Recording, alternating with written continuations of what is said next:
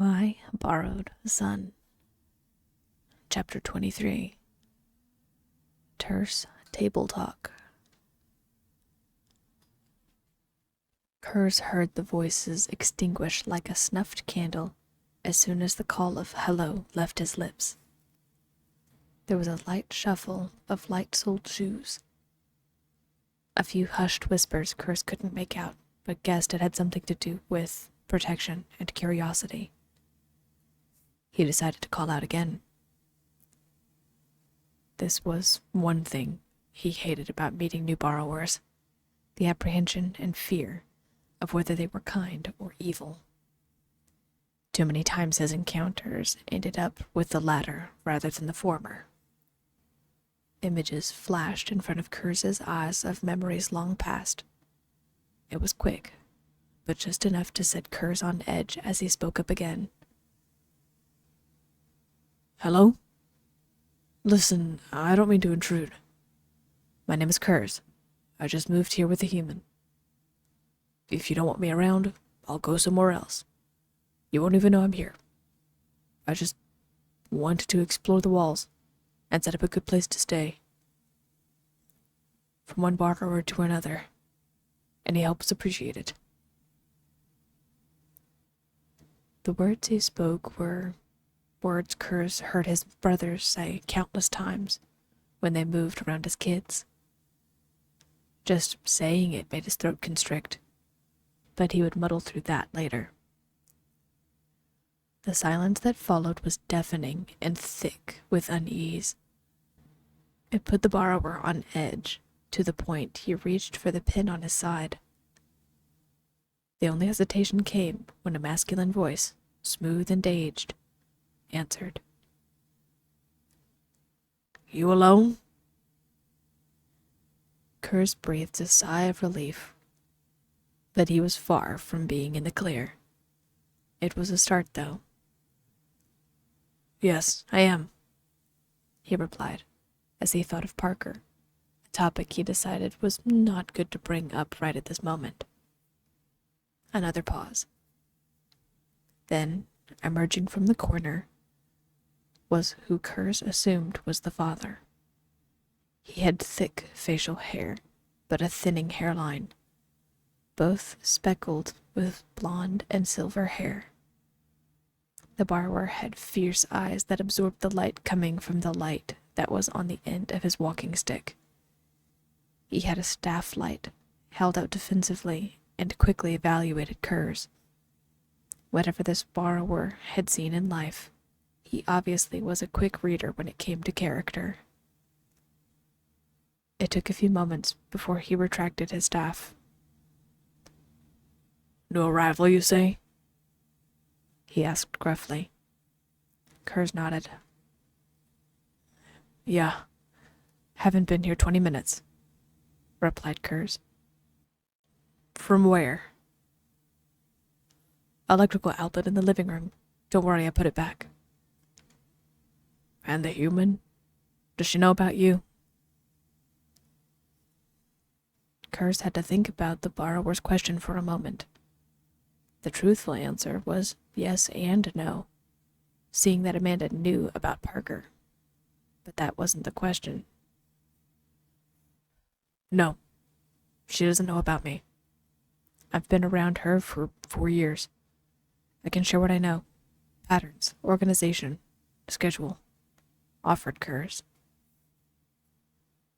The borrower's eyes narrowed as he evaluated Kers's offer. He actually reached up and stroked his silver-streaked beard as he considered the possibilities in front of him. In exchange for? He asked after several more tense seconds. Nothing. Just one borrower being friendly to another, stated Kers. So, if you have an idea of where would be good for me to set up camp to not be in your way or space, I'd appreciate it. The offer of nothing obviously raised the borrower's suspicions, but followed up with the suggestion of where to live seemed to, at the very least, amuse him. He nodded, and, after a moment, extended his hand for Kers to shake, which he did gladly. "Well, I think we can come to those terms. I can tell a liar when I hear one. And that's not you. But don't try anything. Got it?" "Yeah, absolutely," agreed Kers. With a stiff nod, the borrower stepped to the side and gave a little gesture for Kers to follow along. It took everything in him for Kers to keep from resting his hand on his stay-pin sword and his thumbtack dagger as he followed the other borrower. He also didn't dare ask anything too personal. This guy seemed like the type to provide essential information when the time was right. They rounded the corner, and Kers instantly spotted 3 other borrowers in varying ages. The oldest was obviously late teens, and shared many features with his father, including those light-absorbing eyes and blonde hair. The middle child was a girl who looked, to Kers, to be just a little younger, or about the same age as Parker. She had dark brown hair and the same coal-black eyes as her brother. Then there was the youngest boy among them, a dark-haired, blue-eyed boy, who was maybe 8 or 9 years old. "Kids, this is Kers. My oldest, Finnick, my daughter Sprocket, and my youngest son, Reed," introduced the borrower. "I'm Toulouse." "Nice to meet all of you," Kers said. His insides churned nervously as he glanced at the piercing eyes of Toulouse's children. All of them seemed to have the same ability their father had in seeing straight through someone. Perhaps it was just the color of the 2 eldest children's eyes, but Kers felt like the secret of Parker would not remain so for long. "Well, our plan was to go out and show Reed the ropes of running outside the walls, but gathering intel on this new human might be better," pointed out Finnick, whose hand was also resting on what looked like a razor-blade dagger at his hip. "My thoughts exactly," replied Toulouse. Reed was obviously crushed. His shoulders slumped and his features fell, but he didn't say anything in objection. Kers didn't know if it was because Reed wanted to behave himself and be rewarded with time outside of the walls, or if he was a bit shy around strangers. Whatever the case, Finnick gestured for Kers to follow, and so he did. The 5 of them trekked through the walls, Reed stomping up the stairs from time to time to demonstrate his frustration in getting his wall trip cut short, while Toulouse followed behind. Kers almost felt like he was surrounded and being escorted to some kind of holding facility, like how they did in the movies. Kers had that privilege of watching a few movies from front to finish without Amanda and Parker noticing, and this felt like one of those movie scenes. Up the walls, across beams, down some wires, and then back up again. Eventually, they made it to a section of wall that was very clearly part of the attic crawl space. It was a spot that was either segmented off from the main house, or in a space that could never be reached by the residents of the house. Whatever the case, the house was made of sturdy cardboard and wood. The windows were aglow with warm light, most likely from more fairy lights, and there was a smell of something in the air coming from the kitchen. Inside, Kers could hear someone singing softly, along with coos and young giggles. "Don't forget to take off your shoes when you go in. Mom hates dirt in the house," said the girl. "Oh, right, thanks. Sprocket, was it?" asked Kers. The girl huffed slightly as she pried off her borrowing boots and began unstrapping her gear. "I go by Kit, actually. Dad just prefers full names for introductions," replied Kit. "Oh, right. Sorry, I'll remember that. apologized Kers. Don't be rude, sis, mumbled Reed. You mind your business, Kit shot back. One look from their father silenced their bickering as they retreated into the house. Kers noticed that none of them removed their various blades and pins as they went into the house. Smart. They don't trust me, and are staying safe. Guess I'll do the same. Kers removed his shoes and walked further into the house as he heard who he presumed was the mother and wife to Toulouse address the kids. Her voice was as sweet as her singing. Hey there. Back so soon? Did something happen? Or did you all find what you were looking for that quick? She asked. We have a guest, Kers heard Kit say. There was a distinct inhalation before conversation continued. Ah, I see. Well, I guess I need to set another bowl on the table, she replied. Kers glanced around the living area and caught a glimpse of the kitchen. The place was pristine. The crocheted blankets were neatly piled in the corner of the room. There was a table made of what looked like glued-together playing cards and shelves made of popsicle sticks. It made where Kers used to live look like a hovel. Still, they probably never had to move in their lives. Or, at least, they haven't had the need to move in a while. Lucky. Hi. Kers snapped to when he felt a tug at his hip from another little borrower child. She had blonde hair and blue eyes, and a smile that stretched as wide as a jumbo rubber band. Hi. She must have been 4 or 5 years old by Kers's estimates. Stunned, Kers could barely manage his own hello before spotting the baby girl's mother. She had dark brown hair and blue eyes that were pale like glacier ice. She was wearing a skirt that fell just below her knees and an apron of sorts with various tools and threads spilling off of it. What really caught Kers's eyes, however, was what he noticed when she walked over to snag the borrower child.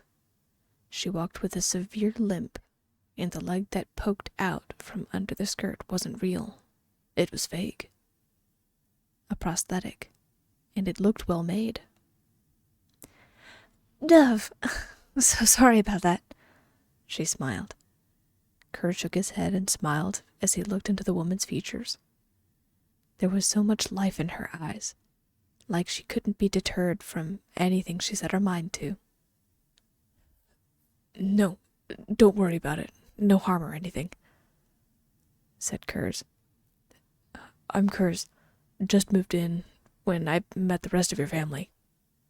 Barely arrived, said Toulouse as he entered the kitchen and leaned over to kiss his wife and take the baby, Dove, from her arms. His pack is by the door. Don't worry, darling, I've got her. Wow, so you must have arrived with a new human, yeah? The other family was here yesterday moving things around, and then they were gone.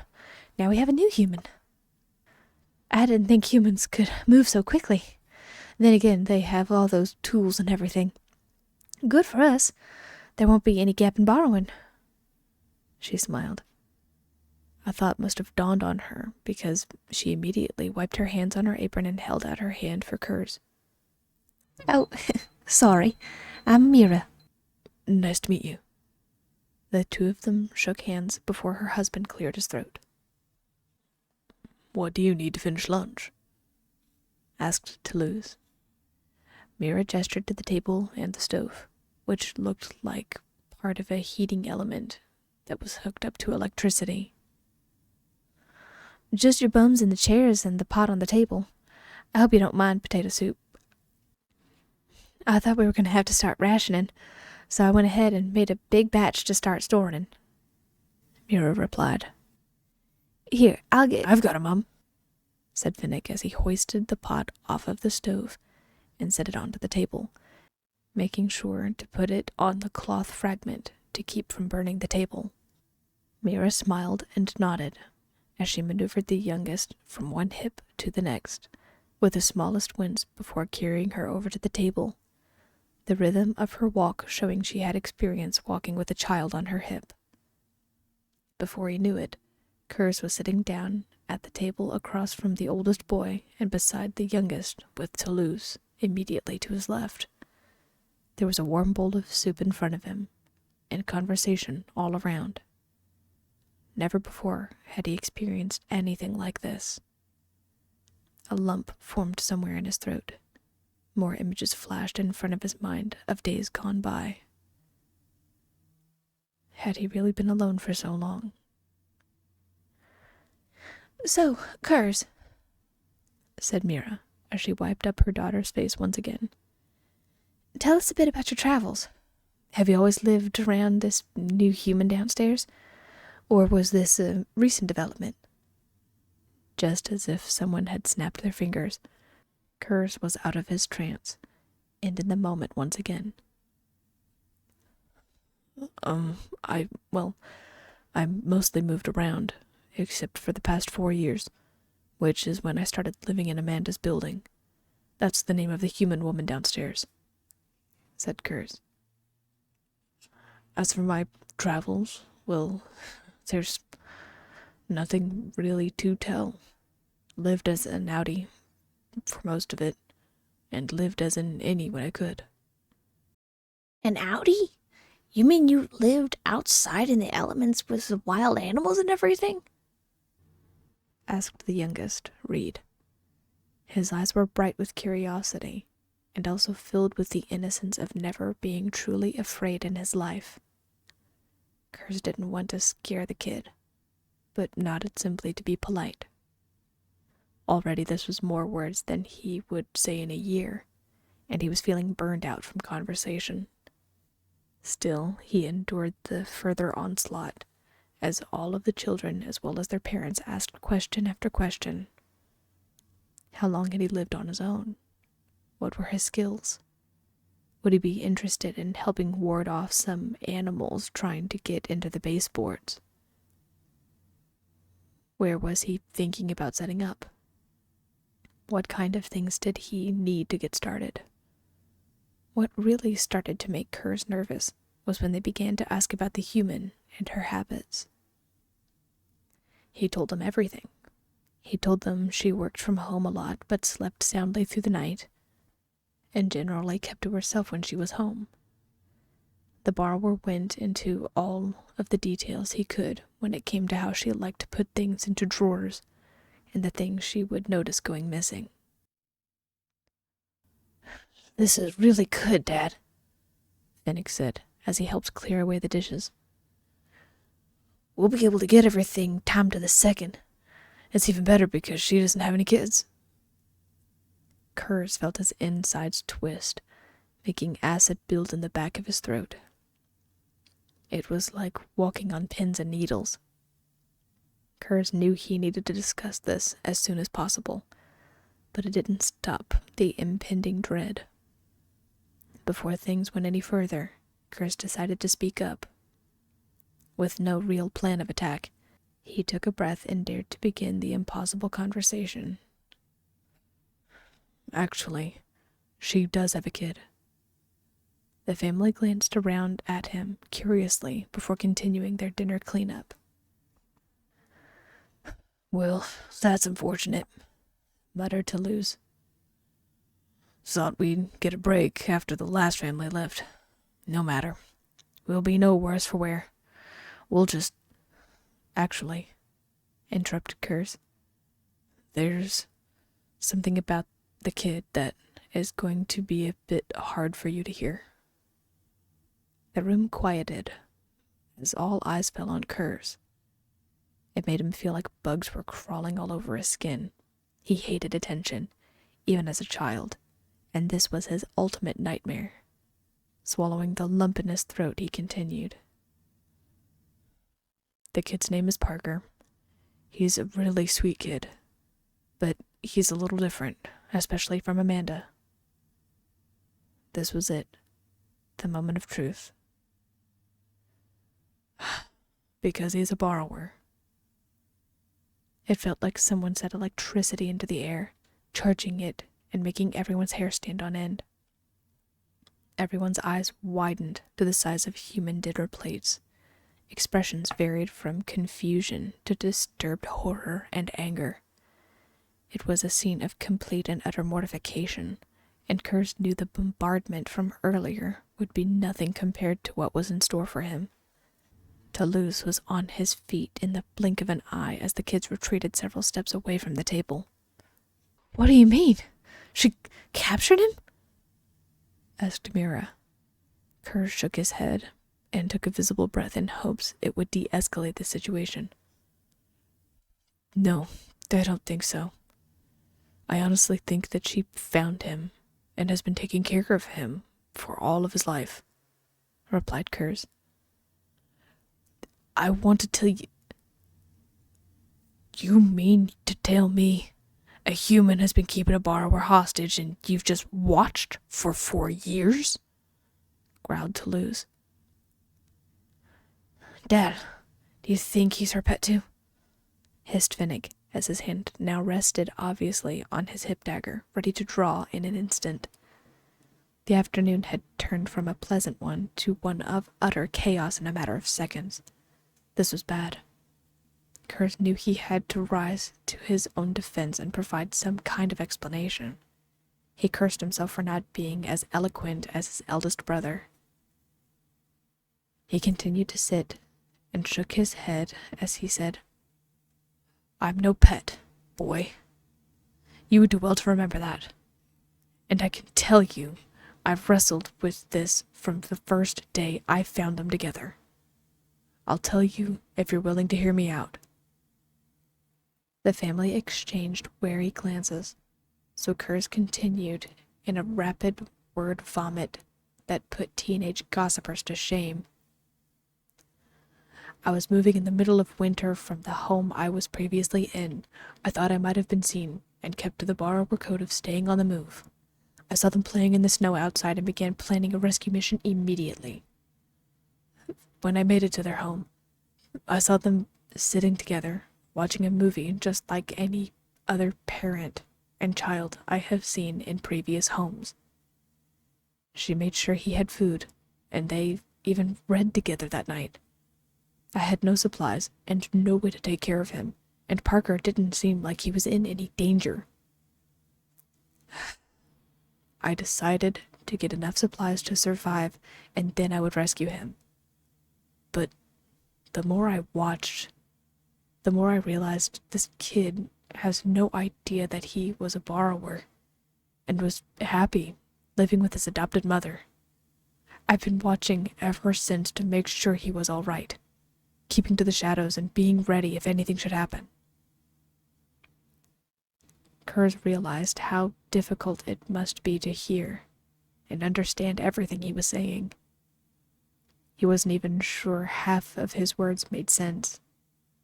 It wasn't until he paused to take a breath that his brain registered the changing expressions on everyone's faces. So, you don't think he knows he's a borrower? Asked Mira. You don't think that this human took him from his parents, do you? No, I don't think so. I hope not. She doesn't seem like the type to what? Interjected Finnick. Abduct borrower children? Keep them like pets? Pampering and feeding and taking them out for walks? How do we know you're telling the truth? Kid spat as she boldly pulled her blade from her side. Both parents shot their daughter a warning glance before turning back to Kers. Well, I didn't have to tell you any of this, but I did, concluded Kers. I'm telling you because I have a plan in place to talk to the kid and to Amanda. You plan on telling the human about us? Roared Finnick, also drawing his blade. Kers's heart was in his throat. He knew this wasn't going to go well no matter what he did, and now he had disturbed this family's peace. Guilt-ridden, Kers shook his head and let his shoulders slump. No, I'm not. And Amanda already knows. She just doesn't know much. All she understands is there was a small boy no bigger than her fingers that needed her help, and she gave it. She doesn't know about borrowers, and if she did, Parker might have gone venturing into the walls to find more borrowers, to find me. He would be asking questions, insisted Kers. So, you plan on talking to the human? Asked Mira. Kers bit his lip and nodded mechanically. Trust me, I'm not looking forward to it, but it needs to be done. The only one she's going to know about is me, and it's only for Parker's benefit, insisted Kers. I swear I will not tell Amanda about any of you or your family. The only one at risk here is me. No one in the family looked reassured. What if we don't believe you? Asked Toulouse. Kers sighed and shook his head. I'm not asking you to. What I am asking for is time. I plan on talking to Amanda once they've moved in, said Kers. I swear I will keep your family safe. If I had known there were going to be others living here, I would have talked with them long ago. That was my mistake. Toulouse looked to Kers and then to the rest of his family. With a wary eye and a threatening stare, Toulouse gestured to the door. It made Kers's heart sink into his shoes. I think you'd better leave. And I swear if you put my family in danger, you will live to regret it. The oath of a father's protection was a strong one, and Kers knew it. I won't put any of you in danger. You have my word. I'll keep to the floorboards beneath the kitchen if that's all right, said Kers. It is fine, said Toulouse. Kers knew the time for words was gone. He stood and carefully walked back toward the door, snagging his belongings on his way out. It was far from how he wanted his first introduction to go, but it was necessary he talk to them about this right off the bat. Kers couldn't imagine what their reaction would have been if they found Parker all on their own. Defeat was only one of many words expressing Kers's emotions as he hoisted his bag onto his shoulders once more and headed out of the front door. If there was more evidence needed for him to have an honest conversation with Amanda, now would be the time. Heart heavy, he headed for the space beneath the kitchen to set down his things and, hopefully, find the words he needed to use to talk to Amanda.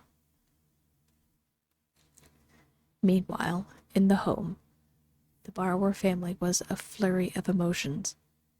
None of them knew whether Kers was being truthful or if they were in danger. Immediately, their father ordered them to prepare a few go bags with essentials. While they knew running here and now would be the best option for them, they also were reluctant to leave their home so readily when Kers could have been telling the truth. They would be ready. They were prepared. Nothing was going to happen. At least, they hoped. Kit, however, was very vocal about her thoughts on the matter. Dad, we can't just leave him. He's one of us. He's a borrower, and he's been taken. We need to rescue him, insisted the teen. Kid, we can't risk going down there now. If Kers has a trap planned with the human and it involves that boy, we need to stay as far away from both of them as possible. Toulouse sighed and leaned heavily against the chair at the kitchen table. I was a fool to invite a stranger so quickly. Mira stepped up beside her husband and rubbed his back with sympathetic affection. You didn't know, love, she said. Mom!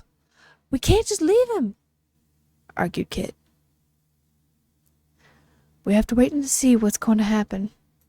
I know it's hard, but we can't go down there without a plan, Mira said. Frustrated, Kit stormed off to her room. Finnick and Reed, who were nearby, looked at their parents anxiously.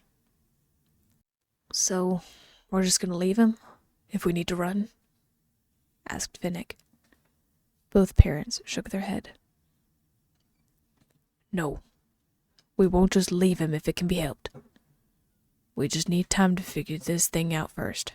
We can't act rashly. We need to find out if Kers is telling the truth and whether this boy is in danger or not, replied Toulouse. Silently, he hoped his certainty came out as confident despite how he actually felt. Both borrower parents couldn't imagine having any of their children taken by a human. They also couldn't imagine what it was like for Parker growing up with a human, if that was what really had happened. In all reality, they were unsure of whether they could help the borrower boy Kers spoke of, and doubted they would be able to stay in their home in the days to come. Still, they held out hope. And little did they know that their plans weren't the only ones in effect.